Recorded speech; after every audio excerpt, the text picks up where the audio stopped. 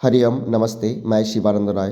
तो आज हम क्लास 9-10 का जो चित्र लेखन यानी चित्र वर्णन वो अभ्यास करेंगे। सीखेंगे कैसे किया जाता है। जैसे कि दिखाई दे रहा है ये एक उपवन का चित्र है और फिर यहाँ पर जैसे मानिए दो बालक व्यायाम कर रहा है, दो बालिका झूला झूल रहा है, तालाब में राजहंस तैर रहा है, आकाश में पक्षी उड़ रहा है और जैसे कि बगीचा में अनेक हरे पेड़ पत्ते और फूल हैं। मतलब ये 5 लाइन इसके लिखना पड़ेगा और मंजूषा में भी कुछ शब्द दिया हुआ है जैसे बालः पश्यतः बालः वृक्षः हरितः पुष्पे पादपः पत्राणि पश्यन्ति। मतलब ये सब वर्ड से 5 वाक्य लिखना पड़ेगा।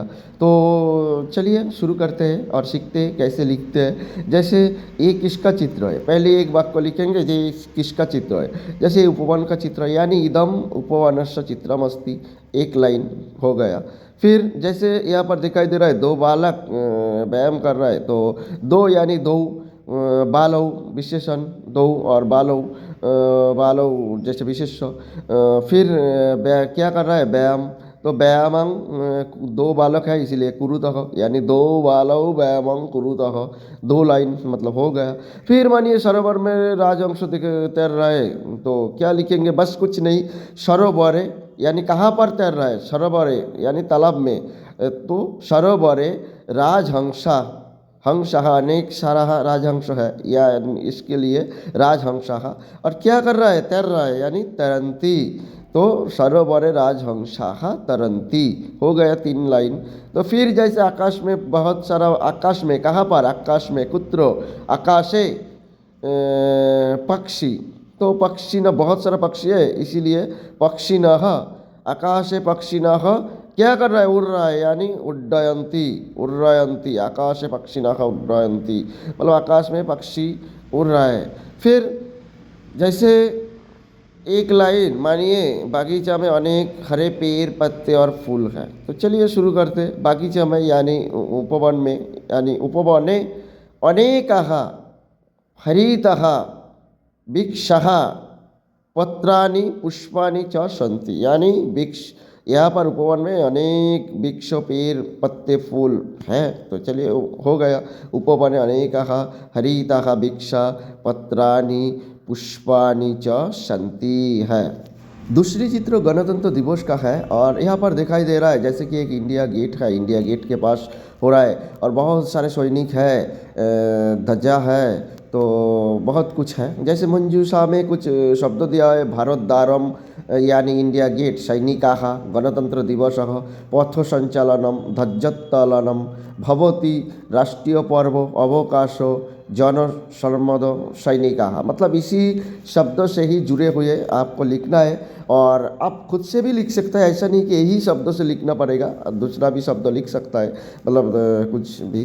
तो पहला जो लिखेंगे ये चित्र किसका है, मतलब ये जैसे कि दिखाई दे रहा है गणतंत्र का दिवस का चित्र है, तो क्या लिखेंगे, इदम चित्रम गणतंत्र दिवसस्य अस्ति, मतलब ये चित्र गणतंत्र दिवस का है, एक लाइन हो गया।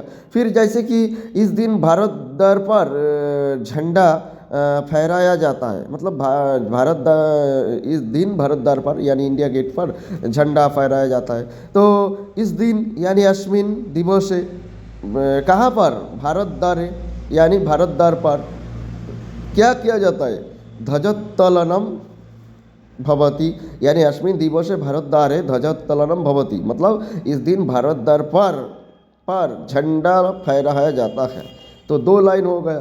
फिर जैसे मानिए गणतंत्र दिवस भारतीयों का राष्ट्रीय पर्व है, तो ठीक है लिखिए गणतंत्र दिवस, क्या गणतंत्र दिवस भारतीयों का यानी भारतीय नाम राष्ट्रीय पर्व है, राष्ट्रीय पर्व अस्ति, मतलब गणतंत्र दिवस भारतीय नाम यानी गणतंत्र दिवस भारतीयों के लिए राष्ट्रीय पर्व है। उसके बाद देखिए इस दिन क्या होता है, संपूर्ण भारत में अवकाश रहता है, अवकाश है, तो इस दिन यानी अस्मिन दिवस है।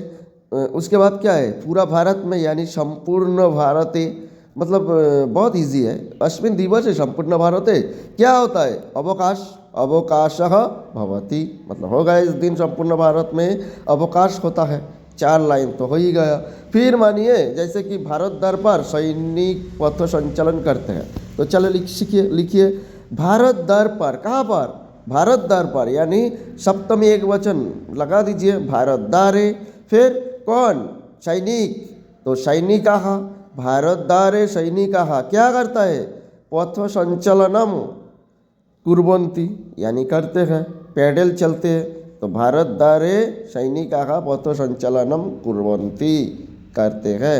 अब सभी छात्रों के पास मेरा रिक्वेस्ट है कि आप सभी स्टूडेंट मेरा यूट्यूब चैनल को प्लीज़ सब्सक्राइब कीजिए और इस वीडियो को लाइक शेयर कमेंट कीजिए ताकि ज़्यादा से ज़्यादा लोग जुड़ पाए।